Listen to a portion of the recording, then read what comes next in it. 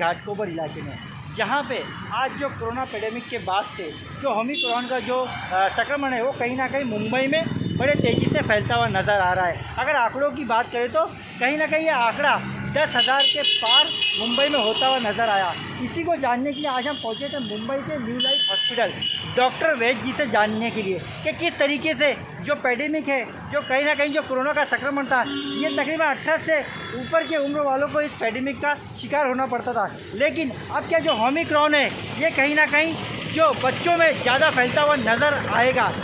इसी को हम जानने के लिए आज पहुँचे थे डॉक्टर वैद्य जी, जो मेडिकल एसोसिएशन के प्रेसिडेंट रहे हैं मुंबई के, और आज भी वो लोगों के बीच में काम करते हुए नज़र आ रहे हैं। इसी के लिए हम आज बात करेंगे सीधा डॉक्टर वैद्य जी से। आइए हम बात करते हैं डॉक्टर वैद्य। आज हम आपके न्यू लाइफ प्रीमाइसेस में आपके केवी में बैठे हुए हैं। डॉक्टर दीपक वैद्य जी, आज की आप देख रहे हैं कोरोना ओमिक्रॉन की पैंडेमिक की जो कंडीशन देख रहे हैं, मोस्ट कंडीशन दिन ब दिन खराब होती जा रही है। Sir, as a medical as a professional, as a doctor, highly qualified doctor, आप अपने फील्ड में जाने जाते हैं सर, और बताया जाता है कि आप ऑल इंडिया डॉक्टर्स एसोसिएशन के प्रेसिडेंट भी हैं। तो आप इसको किस नज़रिए से देखते हैं? अभी जो हालात अभी बिगड़ रहे हैं, हाथ से निकल रहे हैं, क्या कहना चाहेंगे सर? ओमिक्रॉन जो जंतु है, जो म्यूटेशन है कोविड का, उसका इन्फेक्टिविटी रेट यानी कि जिस तरह से लोगों को आक्रामक करता है वो काफ़ी ज़्यादा है। डेल्टा वायरस से भी, और पहले के जो पहले फेज़ में जो पहला लहर चली थी उससे भी ज़्यादा है। उसका संक्रामक करने की पद्धति काफ़ी ज़्यादा है। लेकिन एक अच्छी चीज़ ये भी है कि उसका जो बीमारियां जो पद्धति से हो रही है वो इतना स्ट्रॉन्ग या तीव्र नहीं है। लोगों को सर्दी खांसी जुकाम में ही ख़त्म हो जा रहा है। बुखार हो रहा है लोगों को, लेकिन वो 2-3 दिन 4 दिन के ऊपर नहीं जा रहा है आमतौर पे। और कॉम्प्लिकेशन जो कहा जाता है वो बहुत ही नहीं के बराबर है। लोगों की एडमिशन की जो ज़रूरत है वो नहीं के बराबर है। जो दूसरे लहर में काफ़ी लोगों को दिक्कतें आई थी, फेफड़े को जो पकड़ा था पहले दूसरी लहर में और पहले लहर में, ये लहर में ओमिक्रॉन फेफड़े को नहीं पकड़ रहा है। तो इसीलिए जो ऑल्दो संक्रामक ज़्यादा है, लेकिन उनकी जो बीमारी की पद्धति, जो एडमिशन की पद्धति, कॉम्प्लिकेशन की पद्धति काफ़ी कम है। तो यस, ये आगे चल के भी बढ़ेगा क्योंकि वो संक्रामक है। सर, क्या आप इसको थर्ड वेव मानते हैं कि आज की है, आज चूंकि हिट बिल्कुल मुंबई में भी हिट कर दी? बिल्कुल बिल्कुल, ये थर्ड वेव ही है, क्योंकि ये वेव जिस तरीके से फैलाव कर रहा है वो थर्ड वेव ही गिना जाता है। सर, अगर मैं आपसे एक बात पूछूं कि जहाँ तक बीएमसी ने और सेंट्रल गवर्नमेंट से लेके स्टेट गवर्नमेंट जो भी है, ज़्यादा से ज़्यादा लोगों को सुरक्षित करना चाहती है वैक्सीनेशन ड्राइव वगैरह चला कर। ओमिक्रॉन जो है ना एक वेरिएंट है, और वैक्सीनेशन जो अभी तक बनाई जाती है ये इस पद्धति से बनाई जाती है कि जो कोरोना अभी इस समय माहौल अभी संसार में है उस हिसाब से वैक्सीन बनाई जाती है। तो जो नई नई वेरिएंट आती है, ज़रूरी नहीं कि उस पर वैक्सीन उतना ही अमल करे जितना दूसरे वेरिएंट, जो पहले वाले बड़े वेरिएंट जो खतरनाक वेरिएंट पे हो। तो वैक्सीन तो हमें फिर भी अभी भी लेना है। वो इसलिए लेना है 2-3 कारण से। एक, वो दूसरे वेरिएंट जो है डेल्टा और जो बड़ी महामारी है उससे बचाव करता है। और दूसरा, ये हमें अभी तक नहीं पता है कि जो वैक्सीन जो दे रहे हैं शायद वो ओमिक्रॉन पे भी असर करे, और इस पद्धति से जो बीमारियां हैं जो माइल्ड बीमारी कहते हैं शायद वो संक्रामक और ना हो। तो ग्लोबल सिनेरियो की अगर बात करूँ एट प्रेजेंट स्टेज, तो जरा उसके भी थोड़ा सा आप जरा हमें वो बताइए कि क्या सिचुएशन आज चल रही है ग्लोबली। जैसे डेल्टा वायरस ग्लोबल में सब जगह फैल गए थे और फिर डेल्टा की मात्रा बढ़ के कम हो गई थी, वैसे अभी ओमिक्रॉन की मात्रा भी बढ़ के कम होगी।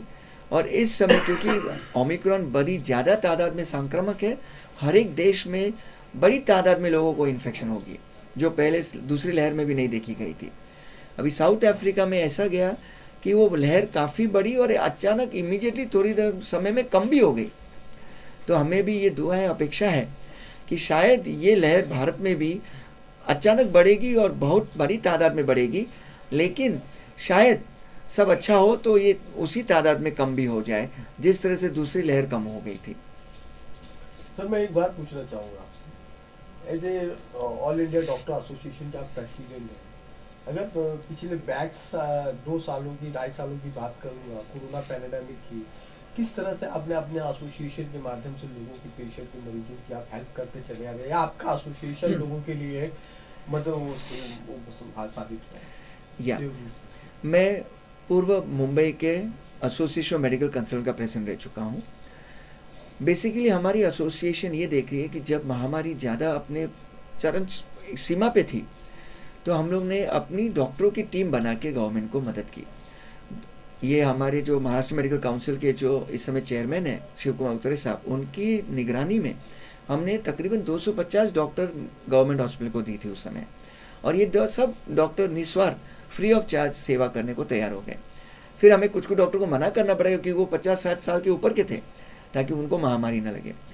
दूसरा, सभी जगह पे पीपीई किट की मुआवना कराना, सभी जगह सैनिटाइजेशन मुआवना करना, लोगों को जागरूक करना इस बीमारी के बारे में हमारी जो सोशल मीडिया माध्यम से डॉक्टर की टीम के जरिए से ये सब हमने किए। ब्लड बैंक का जो डोनेशन का कैंप भी हम लोगों ने बनवाया किया, और हर एक प्रकार से ऑक्सीजन कॉन्सेंट्रेटर हमने कई हॉस्पिटल को मुहैया किया है, और चैरिटी के हिसाब से ऑक्सीजन कॉन्सेंट्रेटर कई लोगों को दिया, घरों तक पहुंचाया। तो ये सब हमने किया। हमें सरकार से जुड़ के हमने कई चीज़ें, सरकार की जो अलग अलग पॉलिसीज़ आए उनमें भी हमने मदद की। हमारे जो एसोसिएशन के मेंबर्स हैं वो भी टास्क फोर्स के मेंबर्स हैं। तो इस तरह से, क्योंकि हम लोग प्रोफेशनल्स हैं इस बीमारी और अलग तरीके से, तो हमारी जो टीम है, चाहे वो बच्चे के डॉक्टर हो, चाहे वो बड़े अभी जो डॉक्टर्स हैं टास्क फोर्स के डॉक्टर्स, वो हमारे सब मेंबर्स हैं हमारे एसोसिएशन के। तो जिस तरह से और जो अनुभव मिले, हम लोग हॉस्पिटल कन्वर्ट कर दिए, कोविड में सरकारी हॉस्पिटल में भी कन्वर्ट कर दिए, तो हमें कुछ दिक्कतें भी आई और कुछ अच्छा भी हुआ। तो हर एक व्यक्ति, चाहे वो सरकार में हो, चाहे डॉक्टरी हो, चाहे एसोसिएशन में हो, हम लोग अनुभव लेते हैं और अनुभव के हिसाब से आगे बढ़ते हैं। उस समय जो महामारी चाइना में थी या दूसरे देश में थी, उनका भी अनुभव हमने लिया, हमारे टास्क फोर्स लोगों ने लिया, ICMR ने लिया, और हर एक हिदायत सेंट्रल गवर्नमेंट से लेके नीचे के लेवल तक हमें हिदायत मिल रही थी, और हम लोग अपना अनुभव जो जिस तरह से चल रही थे, हम लोग उसका निदान और अमल कर रहे थे। तो ज़रूर शुरू में कोई भी चीज़ में दिक्कतें आती है, कोई भी चीज़ हो, चाहे वो परिस्थिति हो, चाहे बिजनेस हो, या कोई व्यवहार हो, कोई बीमारी हो, दिक्कतें आनी है। और उसको जिस तरह से सरकार ने और डॉक्टरों ने मिल के आगे बढ़ाया और ठीक किया है, और आज इस मुकाम में पहुँचे हैं कि हम लोग ईज़िली कोई भी बीमारी को सहन कर सकते हैं। उसकी मात्रा तादाद बढ़ी तो भी हम लोग सहन कर सकते हैं, क्योंकि हमने ये अनुभव लिया है और इस अनुभव से सीख ली है। तो पहले का हो या दूसरा हो या तीसरा हो, हर एक जो भी सरकार हो या जो भी उनके सरकार के जो इंचार्ज हो, कोई भी कमिश्नर हो, सब ने अपने हिसाब से अच्छा काम किया है, और वो अच्छा काम आज उसका फल देख रहे हैं हम। इनकी कमी हुई है, तभी भी कुछ न कुछ नई चीज़ ईजाद हुई है। जैसे मोबाइल ऑक्सीजन, एक ट्रक में ऑक्सीजन बिठा के जहाँ इमरजेंसी हो वहाँ पहुँचाना, ये भी एक नई चीज़ की गई। रेलवेज में बिस्तर बनाना, ये चीज़ें पूरी दुनिया में नहीं थी, जो हमने रेलवेज में बिस्तर बना दिए, कोविड के बिस्तर बना दिए। ये अच्छी चीज़ है कि उसका इतना इस्तेमाल की ज़रूरत नहीं पड़ी, और आज हम इस कगार पे पड़े हैं कि जितना भी महामारी बढ़े, इतनी हिम्मत है कि हम उनका ध्यान रख सकें, मरीजों का ध्यान रख सकें। मशीनरी है अभी, और काफ़ी तादाद में मशीनरी इस समय भी है, और काफ़ी अलग रखे हुए हैं कि अगर महामारी और बढ़ी तो वो मशीनरी भी हम मुहैया कर सकते हैं। सर, आपके हिसाब से स्टेट गवर्नमेंट को क्या करना चाहिए कि किस चीज़ पे ज़्यादा ध्यान देना चाहिए? क्वारंटाइन सेंटर्स को लेके, और बड़े बड़े मान लीजिए वो जम्बो क्वारंटाइन वगैरह जो भी है, वैक्सीनेशन को बढ़ाया जाए, क्या है आपके सजेशन, क्या होगा सर? सजेशन ये रहेगा कि अभी इस समय जो महामारी चल रही है उसमें ये कहूँगा कि हेल्थ वर्कर्स भी इस समय अफेक्ट हो रहे हैं, और काफ़ी हॉस्पिटल में हो, बड़े हो या छोटे हो, अगर सब हेल्थ वर्कर्स बीमार पड़े तो सबको हम हॉस्पिटल बंद करना मुश्किल पड़ जाएगा। ये कुछ दिनों में ऐसा हमें दिक्कतें आ सकती है। तो उन्होंने ऑलरेडी एक हिदायत दी है कि 5 दिन की भी हम लोग कम कर सकते हैं हेल्थ वर्कर्स के लिए, लेकिन हेल्थ वर्कर्स को भी अपने स्वास्थ्य का देखना ज़रूरी है। तो हमें उसको बैलेंस करना ज़रूरी पड़ेगा। तो किस तरह से इसको आगे लेके जाना, ये एक हमें दिक्कत आएगी। एक दूसरा ये है कि वैक्सीनेशन सुदृढ़ किया जाए, और कौन से पेशेंट को एडमिट करना और कौन से पेशेंट को एडमिट नहीं करना, चाहे डॉक्टरों की नियम है, लेकिन उसका एक गाइडलाइन बनाना ज़रूरी है, ताकि जो पेशेंट सिर्फ बुखार के हो उन्हें डायरेक्टली एडमिट ना किया जाए। मोनोक्लोनल एंटीबॉडीज़ जिस तरह से तादाद में इस्तेमाल किया जा रहा है, वो ओमिक्रॉन में इतना उसका प्रभाव नहीं है। तो सबको ओमिक्रॉन ये एंटीबॉडीज़ न दिया जाए, इसके लिए भी गाइडलाइन सेट किया जाना ज़रूरी है। और जो अभी नई नई दवाइयाँ आ रही है मोनुपिराविर, इसके ऊपर भी हिदायत देना ज़रूरी है कि किस तरह से किसको दिया जाना ज़रूरी है, किसको नहीं। ये एक स्पेसिफिक गाइडलाइन देना ज़रूरी है ताकि डॉक्टर लोग जो भी हथियार हमारे पास है वो जल्दी ख़त्म ना हो जाए, दवाई ख़त्म ना हो जाए, इंजेक्शन ख़त्म ना हो जाए, बिस्तर ख़त्म ना हो जाए। क्योंकि जितनी तादाद में पेशेंट बढ़ेंगे उतने तादाद में पेशेंट एडमिट भी होंगे। तो सबको एडमिट ना किया जाए, जितने हो सके उनको घर पे ही रखा जाए। बीच में ऐसा प्रधानमंत्री साहब ने कहा था कि घर में भी मास्क पहनने की ज़रूरत पड़ सकती है, वो आज हम देख रहे हैं। सब पेशेंट के घर में अलग अलग कमरे नहीं हैं, लेकिन कुछ नियम थोड़े हमें ट्विस्ट करना पड़ेगा कि घर में भी मास्क पहन के घर पे बीमार पेशेंट भी घर पे रह सके। खांसी सर्दी होने के बावजूद हम जाके लोगों से मिलते हैं, चाय कॉफ़ी पीते साथ में, वो दिक्कत हो जाती है। सर अभी सबसे बड़ा एक जो प्रश्न है मेरे मन में कि जिस तरह कोविड-19 का संक्रमण फैलता हुआ नजर आया 2019 में, उसके वो जो इफेक्टेड कर रहा था एक तो 18 इयर्स के ऊपर के लोगों को, क्या ये जो ओमिक्रॉन है ये किस उम्र के लोगों को अफेक्टेड करेगा और उसके लिए क्या उपाय करने चाहिए लोगों को, ये आप टिप्स या अभी जो देखा गया है वो देखा गया है कि ये बीच के यानी 30 साल की उम्र के आजू बाजू लोगों को ज़्यादा संक्रामक किया जा रहा है। शायद इसलिए क्योंकि वो लोग हैं जो ज़्यादा घूम रहे हैं, ज़्यादा मिलते हैं लोगों को। बुजुर्ग लोग अभी भी घर से ज़्यादा बाहर नहीं निकल रहे हैं, तो क्योंकि ये ज़्यादा संक्रामक है, ये उन लोगों को ज़्यादा जा रहा है जो लोगों से मिलाप कर रहे हैं। स्कूल के बच्चे अभी तो स्कूल नहीं जा रहे थे, उनको नहीं इतना पकड़ रहा है, लेकिन जैसे ही स्कूल खुलेंगे उनको पकड़ना वाजिब है, होना ही है। और जो 30 साल के लोग हैं वो अपने घर में जाके अपने माँ बाप को भी इन्फेक्शन देने का डर रहेगा। लेकिन इस समय हम लोग 30 साल की उम्र में देख रहे हैं, क्यों? क्योंकि ये संक्रामक है और वो लोग जो घूम रहे हैं उनको ज़्यादा पकड़ रहे हैं। लेकिन इससे अच्छी चीज़ ये है कि जिन लोगों को पकड़ रहे हैं मामूली बीमारी है, और उन लोगों को पकड़ रहे हैं जिनकी ताकत भी अच्छी है, तो कॉम्प्लिकेशन के रेट्स कम हो रहे हैं। सर मैं एक बात पूछूंगा, जो बीएमसी ने देखा जाए तो साइड इफेक्ट वगैरह को लेके वैक्सीनेशन को, मतलब लोगों में वो एक शंका है, तो आप इतने विशेषज्ञ डॉक्टर होने के नाते लोगों की कैसे शंका दूर करेंगे, कैसा है? देखिए, अगर कोई भी महामारी को निकालना है तो एक ही चीज़ उसका हथियार है, वैक्सीन। चाहे वो छोटी उम्र के लोग हो या बड़ी उम्र के लोग हो, सिर्फ वैक्सीन ही अपने को महामारी से निकाल सकता है। छोटे बच्चे बीमारी लेके बुजुर्गों को देते हैं, घर लेके जाते हैं, और अपनी बीमारी दूसरों को देने से कॉम्प्लिकेशन बढ़ने का चांसेस बड़े बुजुर्ग को हो जाता है। तो वैक्सीन छोटे बच्चों को करना भी ज़रूरी है। क्यों? एक, स्कूल में जब मिलेंगे तो एक दूसरे को फैलाव करेंगे, घर जाएंगे तो घर में अपने बड़े बुजुर्गों को फैलाव करेंगे, और बच्चे को भी कुछ बच्चों को बीमारियां हैं, जैसे डायबिटीज़ है छोटी उम्र की, छोटी उम्र के आर्थराइटिस है, तो बड़ी भारी दवा भी कुछ लोगों को चल रही है। उनको अगर ये बीमारी लग गई तो उनको जान को खतरा हो जाता है। तो इसलिए छोटी उम्र के बच्चों को भी देना ज़रूरी है ताकि उनको ना लगे, वो फैलाव ना करे और महामारी जल्दी ख़त्म हो।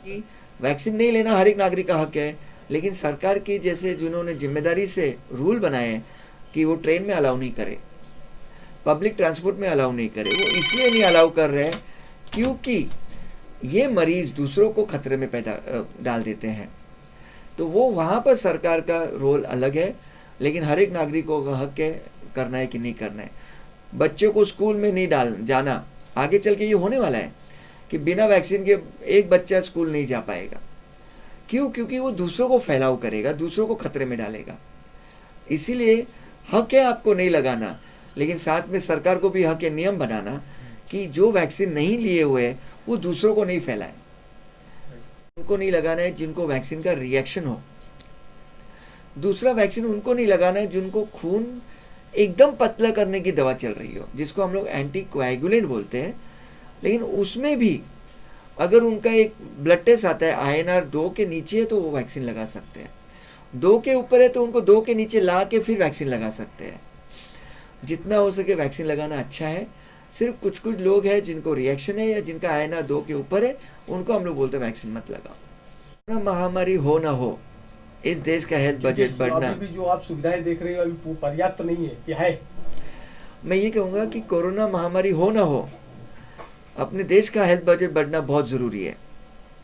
महामारी तो एक कारण है जिसके कारण हेल्थ में खर्चा किया जा रहा है, वो सही नहीं है, हमें करना पहले ही चाहिए था।